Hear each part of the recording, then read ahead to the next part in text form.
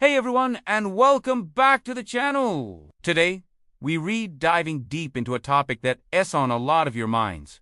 What are the best universities in the USA? But here's the thing.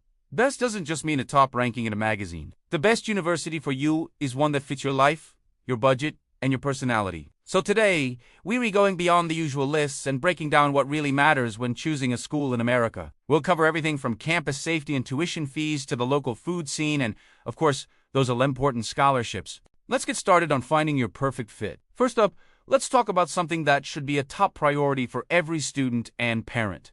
Security. A safe environment is crucial for you to focus on your studies and enjoy your college experience. When you're researching universities, look beyond the pretty brochures. Most U.S. universities are required by law to publish their annual security reports, often called the Clery Act Report. This document details crime statistics on and around campus. You can usually find it on the university's website, often under the campus police or student affairs section. Look for things like the presence of a dedicated campus police force, blue light emergency phone systems scattered across campus, and services like a safe walk program that provides escorts for students walking late at night. A university that is transparent and proactive about safety is a very good sign. For example, schools like Princeton University in New Jersey and Brigham Young University in Utah consistently rank as some of the safest campuses in the nation. It's about feeling secure so you can thrive. Now, let's address the elephant in the room. The cost. University fees in the USA can be intimidating. There's no sugarcoating it. The price tag varies dramatically between public and private institutions, and whether you're an in-state or out-of-state student. Public universities, like the University of Florida or the University of Washington, generally offer much lower tuition for residents of that state. We're talking a potential difference of tens of thousands of dollars per year. Private universities, like Harvard or Stanford, have a single higher tuition rate for everyone. But don't let the initial sticker price scare you away. This is where financial aid comes in, and we'll talk more about scholarships later. The key takeaway here is to look at the net price, not just the advertised tuition. The net price is what you actually pay after grants and scholarships are deducted. Every university's website has a net price calculator that can give you a personalized estimate. So, do your homework and see what the real cost would be for you. Let us move on to something that can genuinely affect your daily mood and lifestyle. The weather. The U.S. is a massive country with incredibly diverse climates. And this is not a small detail. If you've spent your whole life in a warm, sunny place, moving to a university in upstate New York or Minnesota, where winters are long and snowy, can be a major shock to the system. Think about what you enjoy. Do you love outdoor activities? Then maybe a school in California, like UCLA, or in a southern state, like Arizona State University, would be a great fit. Do you love the distinct four seasons, with cozy winters and vibrant autumns? Then you might fall in love with a campus in New England, like the University of Vermont, or in the Midwest, like the University of Michigan.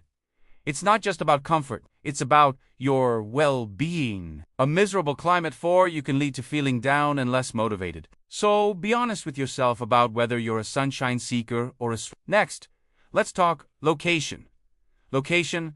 The setting of your university shapes your entire college experience outside the classroom. Do you picture yourself in the heart of a bustling metropolis with endless internship opportunities, museums, and a vibrant nightlife? If so, universities like New York, University NYU, or Boston University place you right in the center of the action.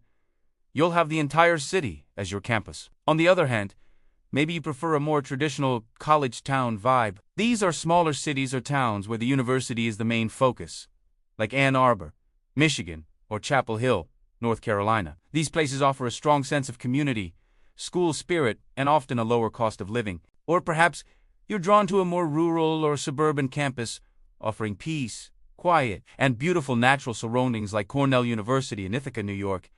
There's no right or wrong answer, but thinking about the type of environment you'll be happiest in for 4 years is absolutely essential. All right, foodies, this one's for you. Let's be real.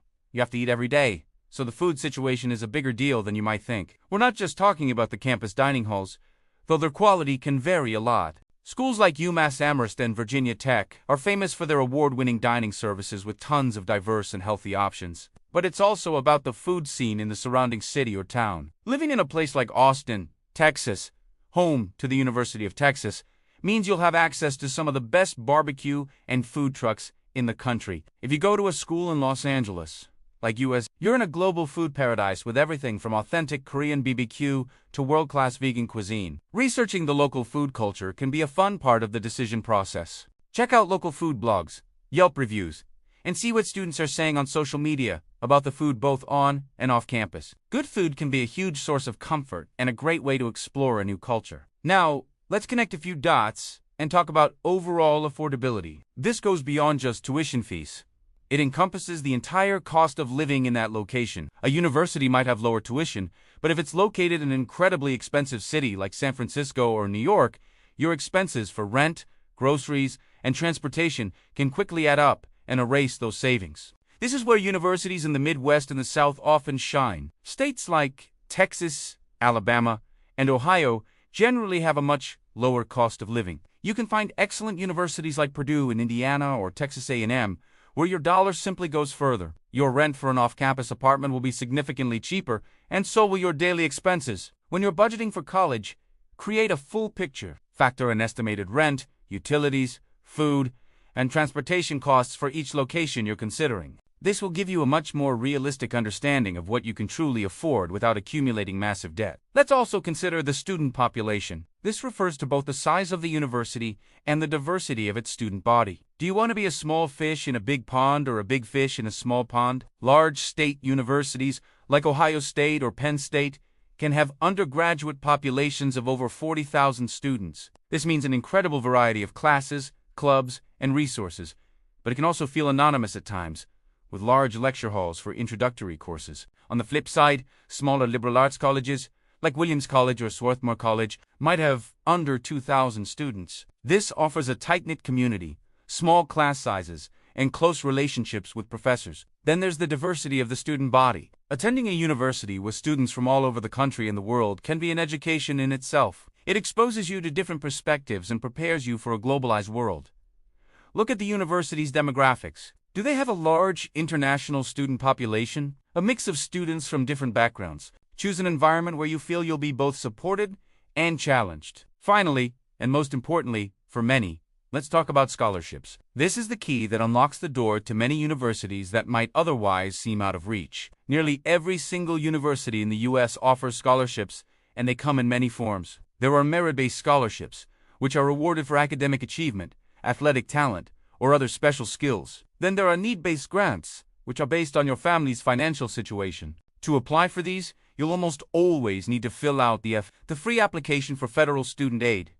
Many private universities also have huge endowments and are known for their generous financial aid packages. Schools like Princeton, for example, have a policy of meeting 100% of a student's demonstrated financial need with grants, not loans. Don't ever rule out a school based on its sticker price alone. Go to the financial aid section of every university's website. Look for their scholarship deadlines, which are often earlier than the application deadlines. Apply for everything you're eligible for. It's free money that can make your dream school a reality. So there you have it, a comprehensive guide to choosing the best university for you.